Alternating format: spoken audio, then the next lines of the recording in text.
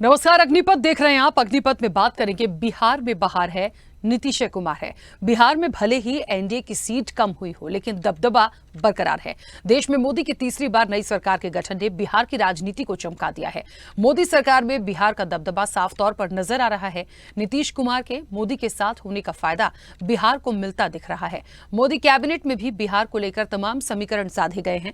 जहां एक और विशेष राज्य का दर्जा देने की मांग खुद नीतीश कुमार कर चुके हैं, वहीं मोदी मंत्रिमंडल में भी जिन 8 नेताओं को मंत्री बनाया गया है, उनमें तमाम जातीय समीकरण साधने की कोशिश की गई है। आपको बता दें कि बिहार में अगले साल 2025 के अक्टूबर में होने वाले विधानसभा चुनाव को देखते हुए अभी से गुणा भाग लगाना शुरू कर दिया गया है। प्रधानमंत्री नरेंद्र मोदी के नेतृत्व में केंद्र में गठित एनडीए की नई सरकार में बिहार से 2 पुराने चेहरे नित्यानंद राय और गिरिराज सिंह सहित कुल 8 सांसदों ने मंत्री पद की शपथ ली। मोदी के मंत्रिपरिषद में एक बार फिर 2 पुराने चेहरों नित्यानंद राय और गिरिराज सिंह को स्थान दिए जाने के साथ बिहार से भारतीय जनता पार्टी के 4 सांसदों ने मंत्री के तौर पर शपथ ली। इसके अलावा नीतीश कुमार की पार्टी जनता दल यू से उनके विश्वास पात्र माने जाने वाले मुंगेर से सांसद राजीव रंजन उर्फ ललन सिंह और राज्यसभा सदस्य रामनाथ ठाकुर ने केंद्रीय मंत्री के तौर पर शपथ ली है। और इसके अलावा हिंदुस्तानी आवाम मोर्चा सेक्युलर के संस्थापक जीतन राम मांझी और लोक जनशक्ति पार्टी रामविलास के प्रमुख चिराग पासवान ने भी मंत्री के तौर पर शपथ ली। केंद्रीय मंत्रिपरिषद में बिहार में जाति समीकरण के अनुसार उच्च जाति और पिछड़ी जाति से 3-3 जबकि दलित समुदाय से 2 नेताओं को केंद्रीय मंत्रिपरिषद में स्थान दिया गया है। ऐसे में अब एनडीए की सरकार में नीतीश कुमार को किंग मेकर की भूमिका में देखा जा रहा है और यही वजह है कि बिहार में बहार है, नीतीश कुमार है। लेकिन देखने वाली बात यह भी होगी कि जोड़ी कब तक रंग जमा पाती है, साथ ही नीतीश के आगे विरोधी अब कितना सिर उठा पाते हैं। हम अपने इस खास कार्यक्रम में इसी मुद्दे पर चर्चा भी करेंगे और इस चर्चा को आगे बढ़ाएंगे। तमाम मेहमान हमारे साथ इस चर्चा में जुड़ेंगे।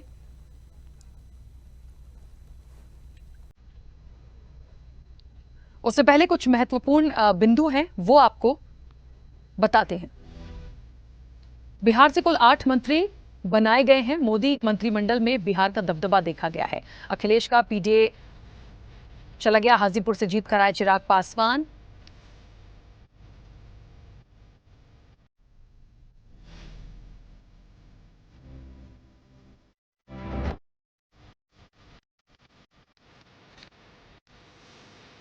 गिरिराज सिंह और ललन सिंह को जगह मिली है। यादव जाति से एक मंत्री नित्यानंद राय को भी जगह दी गई है। ब्राह्मण जाति से एक मंत्री सतीश चंद्र दुबे भी मोदी कैबिनेट में शामिल हुए हैं। अति पिछड़ा वर्ग से 2 मंत्री शामिल हुए हैं, रामनाथ ठाकुर, राजभूषण चौधरी निषाद। दलित समुदाय से भी 2 मंत्रियों को शामिल किया गया है। जीतन राम मांझी और चिराग पासवान भी मोदी कैबिनेट में शामिल हुए हैं। देखिए, ये बात बिल्कुल सच है। एक इलेक्शन होता है, अगला इलेक्शन बिहार के लिए है और प्रॉपर बिहार के लिए जब ये चीजें जाएंगी तो बेहद महत्वपूर्ण ये फैक्टर होगा कि आखिरकार ये कितना सही रूप में नीतीश कुमार उसको साध पाएंगे। इन सबके बीच में एक महत्वपूर्ण बात हमें यह भी देखनी होगी कि मोदी और नीतीश जिस तरीके से साथ हैं, ये साथ और इनकी जोड़ी कितना रंग आने वाले वक्त में कितने समय तक के लिए जमा पाएगी, ये भी एक महत्वपूर्ण फैक्टर होगा। लेकिन फिलहाल अपने जो 8 लोग हैं उनको शामिल करवाकर मंत्रिमंडल में कहीं ना कहीं ये एक किंग मेकर की भूमिका में जरूर नजर आ रहा है। खैर, इस चर्चा पर बढ़ेंगे। हमारे साथ तमाम मेहमान जुड़े हैं। सबसे पहले आपका परिचय करा दें। जेडीयू का पक्ष रखने के लिए शिशुपाल भारती हमारे साथ जुड़े हैं। शिशुपाल जी, बहुत स्वागत चर्चा में जुड़ने के लिए। भारतीय जनता पार्टी का पक्ष रखने के लिए प्रीतम सिंह हमारे साथ जुड़े हैं। प्रीतम जी, आपका भी बहुत स्वागत है। और आरजेडी का पक्ष रखने के लिए संजय सिंह यादव हमारे साथ जुड़े हैं। संजय जी, आपका भी बहुत स्वागत है। चर्चा की शुरुआत सबसे पहले शिशुपाल जी आपसे करूंगी। आवाज पहुंच रही है जी? शिशुपाल जी, क्या मानते हैं कि जिस तरीके से मोदी कैबिनेट में बिहार का एक दबदबा देखा गया, 8 लोगों को, 8 सांसदों को जगह मिली है और मुझे लगता है इसके लिए जो एक बात कही जा रही है कि नीतीश कुमार जो है वो एक किंग मेकर की भूमिका में नजर आएंगे, कितनी महत्वपूर्ण इस भूमिका को मानते हैं और क्या मानते हैं कि उन्हीं का अपना एक दबदबा था जिसके चलते 8 सांसदों को या बिहार से उन 8 लोगों को जगह मिली है? देखिए, मैं स्पष्ट रूप से यह कहना चाहता हूं कि बिहार में जो पिछले लगभग 18 वर्षों से माननीय मुख्यमंत्री जी के नेतृत्व में काम हुआ, उस काम के परिणाम के स्वरूप एनडीए गठबंधन यहाँ जीत हासिल की और उसी जीत के परिणाम के स्वरूप माननीय देश के प्रधानमंत्री जो तीसरी बार बने नरेंद्र मोदी जी, उन्होंने बिहार को विशेष मौका दिया। अधिकांश लोगों को सभी जातीय समीकरण को देखते हुए सोशल इंजीनियरिंग के तहत 8 मंत्री बनाए गए हैं। इसमें पूरा क्रेडिट माननीय मुख्यमंत्री नीतीश कुमार जी को जाता है, जो हमारे पार्टी के राष्ट्रीय अध्यक्ष भी हैं। और हमारे देश के प्रधानमंत्री नरेंद्र मोदी जी ने पूर्व के दिनों में कहा अपने भाषण में कि नीतीश बाबू के नेतृत्व में बिहार में एनडीए गठबंधन काफी मजबूती के साथ अपना पक्ष में परिणाम लाया है। ठीक है, चलिए वापस आऊंगी। प्रीतम जी, मोदी नीतीश की जोड़ी, और मुझे लगता है बिहार को खास तौर पर मैं फोकस करके चलूंगी आज इस चर्चा में। बिहार का एक महत्वपूर्ण जो एक दबदबा देखा गया, जो किंग मेकर वाली बात आ रही है, तो क्या माना जाए कि नीतीश जी एक किंग मेकर की भूमिका अदा कर रहे हैं? मैं ये सवाल इसलिए बार बार कर रही हूं क्योंकि ये बड़ा महत्वपूर्ण हो गया है कि क्या उन्हीं की वजह से या उन्हीं के कहने पर, या कह लीजिए कि उनका एक दबाव था, वहां से 8 लोगों को जगह दी गई है? देखिए, सबसे पहले तो आप लोगों को और इस देश की जनता को मानना चाहिए कि नीतीश कुमार जदयू एवं बीजेपी का स्वाभाविक अलायंस है, जो बरसों से शुरुआती दौर से शुरू हुआ, बीच में इधर उधर हुआ, लेकिन सब साथ चल रहा है। और हमेशा नीतीश कुमार जी किंग मेकर की भूमिका में रहते हैं। ये देश भी मान रही है और यहाँ की जनता भी मान रही है। इसके साथ ही हमारे यशस्वी प्रधानमंत्री नरेंद्र मोदी जी नीतीश कुमार को किंग मेकर बिहार का बना के और पूरा सोशल इंजीनियरिंग को करते हुए उन्होंने जो 8 मंत्री पद दिया है, और जिससे कि बिहार का बहुत ज्यादा विकास होगा।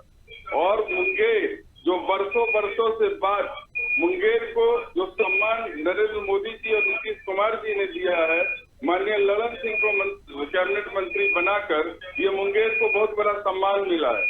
बहुत पहले माननीय डीपी यादव राज्य मंत्री उप मंत्री बने थे केंद्र सरकार में 75 के दशक में। उसके बाद कोई मुंगेर को मंत्री पद नहीं मिला। ये हमारे मुंगेर के लिए और बिहार के लिए गौरव की बात है। ठीक है प्रीतम जी, वापस आती हूँ। संजय जी, क्या मानते हैं विरोधी कितना सिर उठा पाएंगे, या वो जो जिस तरह से एक ताकत की बात हो रही है, अब लगता है निश्चित तौर पर जो विरोधी थे या जिस तरह की बातें होती थी वो बिहार में कहीं ना कहीं दबती नजर आएंगी? विरोधी इंडिया महागठबंधन की आवाज कहीं से दबेगी नहीं, क्योंकि इस बार का जो जनादेश देश की जनता ने दिया है, हमारे प्रधानमंत्री आदरणीय मोदी जी को भी साइड में ला दिया है। वो अपने दम से 272 का आंकड़ा नहीं जुटा पाए हैं। अपने सहयोगी दलों के माध्यम से वो सरकार बनाने में कामयाब हुए हैं, इसके लिए मैं उन्हें बधाई भी देता हूँ।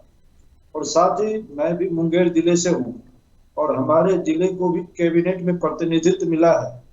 तो एक केंद्रीय मंत्री के रूप में मैं ललन सिंह जी को भी बधाई देता हूँ। बहुत लंबे अरसे बाद मुंगेर संसदीय क्षेत्र को कैबिनेट में स्थान मिला है, तो मैं मुंगेर का होने के नाते ललन सिंह जी को भी बधाई देता हूँ।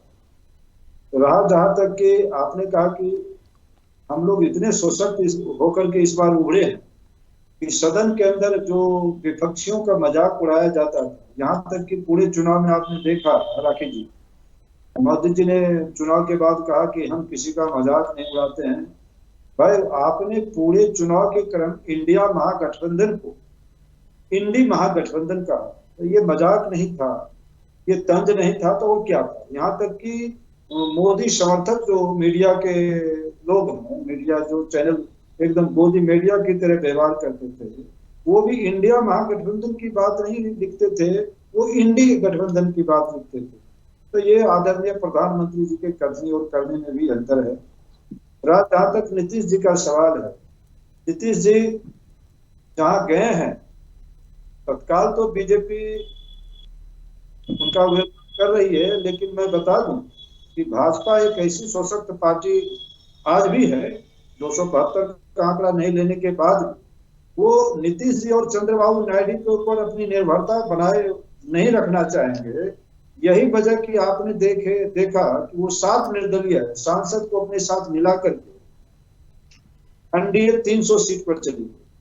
तो बिहार से जदयू के 12 और तेलुगु देशम के 16, ये सब अगर भाग भी जाते हैं 28 MP, तो भी वो 272 में सरकार बनाने की स्थिति में रहते हैं। फिर बहुत जब सरकार जिस किसी की भी बन जाती है केंद्र या किसी राज्यों की सरकार में, तो बहुत सारे निर्दलीय MP और MLA वैसे होते हैं जो सरकार के साथ जाना पसंद करते हैं।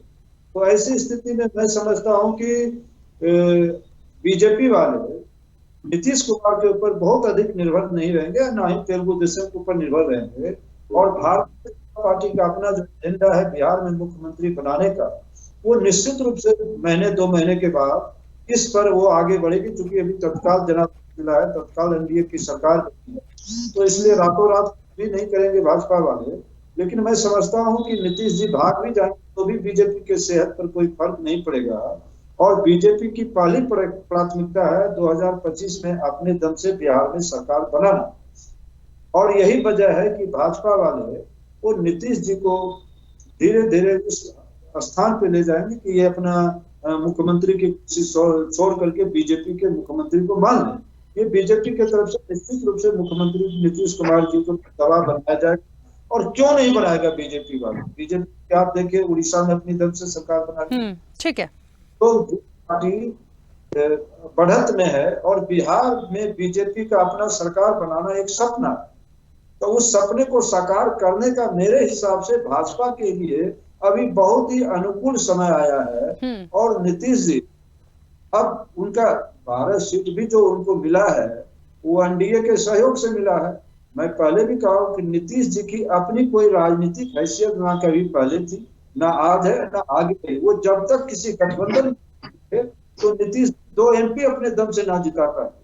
नीतीश जी जब अपनी पार्टी बनाए थे, अपने दम से चुनाव लड़े थे, तो मात्र 7 MLA बिहार में जिता पाए थे। तो नीतीश जी की जो राजनीतिक ताकत है उसकी अपनी खुद की कोई ताकत नहीं है। वो या तो भाजपा के ताकत से राजनीति में जिंदा है, या भाजपा से अलग हट करके लालू जी के साथ जाते हैं तो उसकी ताकत से जिंदा है। तो मैं समझता हूं कि ये उचित अवसर भी है भाजपा के लिए बिहार में अपना मुख्यमंत्री बनाने का। और इस एजेंडे पे मेरा जो अपना व्यक्तिगत ख्याल है, भाजपा निश्चित रूप से इस ओर आगे बढ़ेगी और नीतीश जी को विवश करके भाजपा अपना मुख्यमंत्री बिहार में बनाएगा। और नीतीश जी को जहां जाना होगा जाएगा। नीतीश जी के जाने के बाद भी भाजपा की सरकार केंद्र में नहीं गिरने वाली है। इस चीज को आप 2 महीना 3 महीना के बाद जरूर से देखेंगे। क्या देखिए, वर्तमान की जिम्मेदारियां तो अब मिल चुकी हैं, महत्वपूर्ण बैठक भी हो रही है, विभाग भी मिल जाएंगे, उन जिम्मेदारियों का पहले निर्वहन करना है। अब आती है 2025 की जो इलेक्शन होना है। मुझे लगता है ये एक बहुत समझदारी के साथ मुझे लगता है एक जिम्मेदारियां दी गई हैं, किसको मंत्री बनाना है, किसको नहीं बनाना है। 8 लोगों को यदि शामिल किया गया है, विशेष राज्य का दर्जा पहले ही एक स्टेटमेंट एक मांग में था ही, तो मुझे लगता है उन सारी चीजों को कराने का फायदा 2025 में मिल सकता है। मुझे ऐसा लगता है। शिशुपाल जी, हाँ, एक मिनट संजय जी, 1 मिनट आ रही हूँ। संजय जी कुछ कह रहे हैं, बोलिए। अच्छा बोलिए। मैं ये कह रहा था कि भाजपा ने नीतीश के दबाव को नहीं माना। नीतीश जी 2 कैबिनेट, कुछ राज्य मंत्री भी मांग रहे थे। तो आप पहले ही नजर में देख लीजिए कि बीजेपी वाले ने जो अपना मन बनाया उसी के हिसाब से 1 कैबिनेट और 1 राज्य दिया, जबकि 12 सांसद बीजेपी से जदयू से जीते हैं। और इसके बराबर तो 1 सांसद जो हम पार्टी से हैं, जीतन राम मांझी, उसको दे करके नीतीश कुमार को उसकी राजनीतिक औकात बता दिए हैं। ये मेरा कहना। ठीक है, मुझे लगता है वो एक इस लाइन पे चलती है ना, सबका साथ सबका विकास, तो शायद उस सबके साथ में उन्होंने इस तरह से डिवाइड किया है। खैर ठीक है, ये उनका विशेषाधिकार था और आगे अब किस तरह से उसको साधने की कोशिश है, कैसे करना, ये एक अहम सवाल होगा। शिशुपाल जी, क्या लगता है कि यदि विशेष राज्य के दर्जे की जो मांग की गई है और जिस तरीके से सभी अलग अलग चेहरे जिनको बिहार से एक मौका मिला है 8 सांसदों को, उनमें जातिगत फैक्टर भी हैं, मतलब ये नोटिस करने वाली बात है कि किस वर्ग से किसको क्या क्या बनाया गया है। तो 2025 का जो इलेक्शन होगा बिहार का पर्टिकुलर, उसमें कितना महत्वपूर्ण आप देख रहे हैं जनता दल यूनाइटेड को? देखिए, 2025 का जो विधानसभा का चुनाव होगा, हमारे भारतीय जनता पार्टी के जो सम्मानित नेता हैं, बिहार के हमारे उप मुख्यमंत्री हैं चिराग पासवान, सम्राट चौधरी जी, उन्होंने स्टेटमेंट अपना दे दिया है कि NDA गठबंधन नीतीश कुमार के नेतृत्व में 2025 का चुनाव लड़ेंगे। और बाकी ये जो मंत्रिमंडल का विस्तार हुआ, जिसमें बिहार को मौका मिला, जिस हिसाब से भूमिहार समाज से, ब्राह्मण समाज से, दलित समाज से और अति पिछड़ा समाज से, सभी समाज के लोगों का नेतृत्व मिला, प्रतिनिधित्व मिला, इन तमाम बातों को लेकर हम निश्चिंत हैं एनडीए गठबंधन के लोग कि बिहार में पुनः नीतीश कुमार के ही नेतृत्व में फुल बहुमत की सरकार हमारी बनेगी और इसके लिए पूरा एनडीए परिवार पूरा स्थिर है, निश्चिंत है, संतुष्ट है।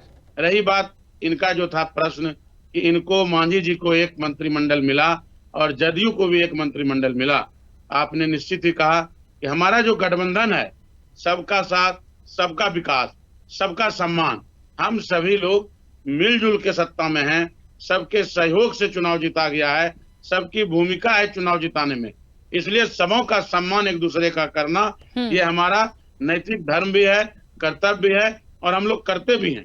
इसलिए इसमें ये कोई बात नहीं है कि कितनी संख्या में किनको मंत्री बनाया गया। आप ये देखें कि बिहार में 8 मंत्री बनाया गया है, एनडीए गठबंधन के साथी को मौका मिला है, उनको प्रतिनिधित्व मिला है।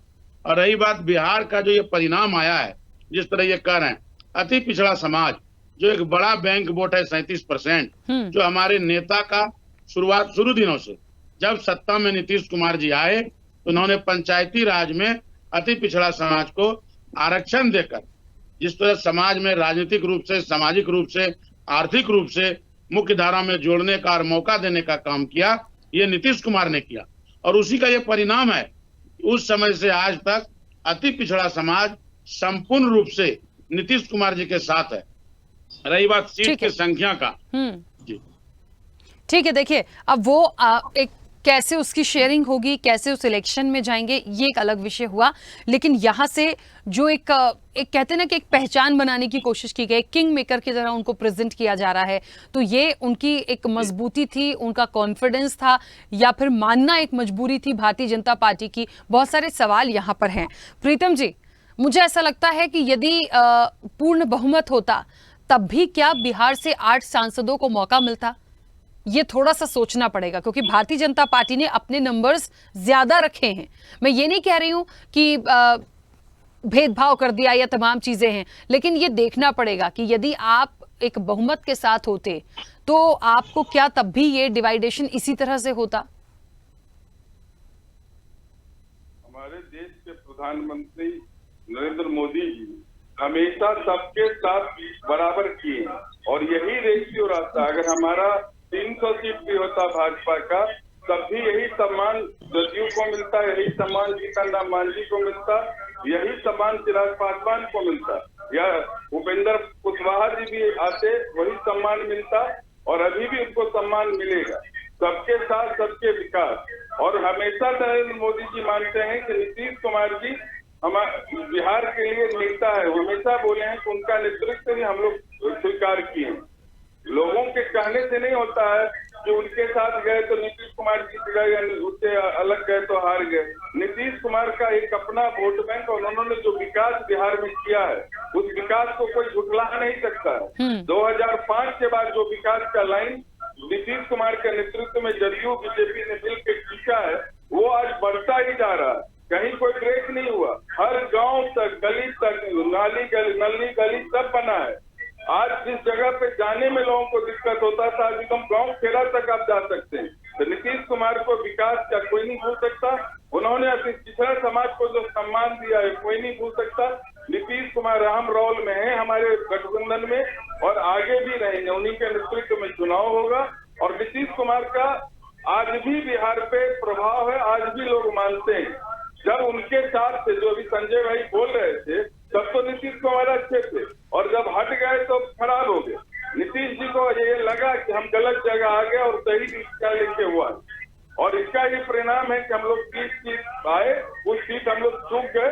उसके लिए हम लोग देखेंगे कि क्यों चुके क्यों नहीं चुके, लेकिन विधानसभा चुनाव में हम लोग 243 में 200 प्लस सीट जीत के दिखाएंगे ये गठबंधन। ठीक है, वो आने वाले वक्त की बात होगी। संजय जी, कितना महत्वपूर्ण होगा ये आने वाला विधानसभा का जो चुनाव है?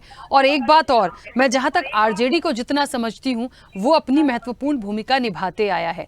ठीक है, माना इस इलेक्शन में बहुत ज्यादा अच्छा ना सही, क्योंकि गठबंधन ही इस तरह से अलग रहा, लेकिन मुझे ये देखना पड़ेगा कि बिहार की सियासत जो है वो बहुत अलग है, और जब सिर्फ बिहार पे फोकस्ड होकर इलेक्शन होंगे तो बहुत सारे फैक्टर्स काम करेंगे ना, क्योंकि वहां पर मुद्दे भी काम करते हैं। विधानसभा में जाइए तो आपके मुद्दे भी काम करेंगे, फिर आपके प्रत्याशी जो होंगे वो उनका कितना नेतृत्व है, वर्चस्व है, वो किस तरह से काम करते हैं, कुछ को रिपीट कर रहे हैं तो उनका पुराना रिपोर्ट कार्ड देखना पड़ेगा। तो ये एक ओवरऑल बिहार की जो चीजें निकलेंगी, प्लस अभी जो सांसद चुने गए हैं वो कितनी जिम्मेदारी अगले इलेक्शन तक आने से पहले निभा के दिखा रहे हैं, तो मुझे लगता है सबका एक समावेश देखने को मिलेगा। और इसीलिए हर वर्ग का ध्यान रखते हुए, जातिगत फैक्टर्स को फोकस करते हुए 8 सांसदों को जगह दिलाई गई है। निश्चित रूप से राजनीति में जातिगत फैक्टर तो सदैव था, है और आगे भी रहेगा, और जातीय समीकरण से ही वोटिंग होता है। ये पूरे देश में सभी राज्यों की यही स्थिति है। और आने वाला जो 2025 का बिहार विधानसभा चुनाव होगा राखी, तो निश्चित रूप से भाजपा वर्सेस आरजेडी होगा। अभी 1 साल का वक्त है बिहार विधानसभा चुनाव में, और राजनीति में इस 1.5 साल में बहुत कुछ, कितना कुछ बदल जाएगा वो आप भी देखते रहेंगे, हम लोग भी देखते रहेंगे, और हमारे भाई प्रीतम और शिशुपाल जी भी देखते रहेंगे। ये नीतीश कुमार जी आज यहाँ है, कल कहाँ होंगे इसकी कोई गारंटी नहीं है। और मैं अपने दल की तरफ से भी बोलता हूँ कि अब राजनीति में कौन कहाँ किसके साथ गठबंधन कर ले, कल मेरा भी दल किसको स्वीकार कर ले, ये मैं नहीं कर सकता हूँ। सच्चाई राजनीति की यही बन है। हो सकता है कि कुछ 6 महीने के बाद नीतीश जी पुनः तो तेजस्वी जी को ही ताज पहना दें, अगर उसकी बात ना बने तो तेजस्वी जी के साथ चले जाए। राजनीति में ये सब अब आम बातें हो गई है, इसलिए हम लोग अब कोई ऐसी बात नहीं करते हैं कि राजनीतिक कटुता इतनी ना पालते हैं, या कोई स्टेटमेंट नहीं देते हैं कि कल अगर हाथ मिले तो फिर वो आमने सामने नजर भी ना मिला पाए। ये राजनीति की सच्चाई। इसलिए प्रीतम जी और शिशुपाल जी से मेरी कोई व्यक्तिगत लड़ाई नहीं है, वैचारिक राजनीति है। और मैं पुनः कहता हूं कि हमारे मुंगेर को केंद्रीय मंत्रिमंडल में प्रतिनिधित्व मिला है। मैं दिल से ललन सिंह जी को धन्यवाद देता हूं, और एनडीए की सरकार बनी है, जब सरकार बन गई है तो धन्यवाद देना भी चाहिए, और मैं एनडीए की सरकार को भी धन्यवाद देता हूँ। जदयू के हमारे साथी हैं शिशुपाल जी, भाजपा से प्रीतम जी से भी मैं बधाई देता हूँ केंद्र में सरकार बनाने के लिए।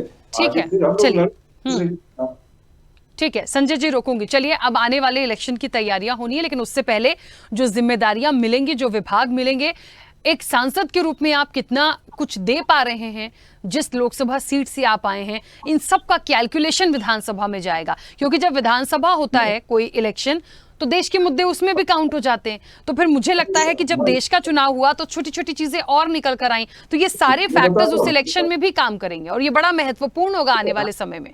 बाकी ये एक लाइन हम बोलना चाहेंगे, बोलिए। संजय जी और प्रीतम जी दोनों हैं कि लगातार जो बिहार में गठबंधन हुआ, माननीय मुख्यमंत्री जी के पास अन्य दल आके, गठबंधन के साथी आके गठबंधन किए हैं। माननीय मुख्यमंत्री जी कहीं नहीं गए, चाहे वो राष्ट्रीय जनता दल हो, चाहे भारतीय जनता पार्टी हो, समय परिस्थिति के हिसाब से ये दोनों आए और गठबंधन किए हैं। चलिए, हमारे नेता स्थिर हैं।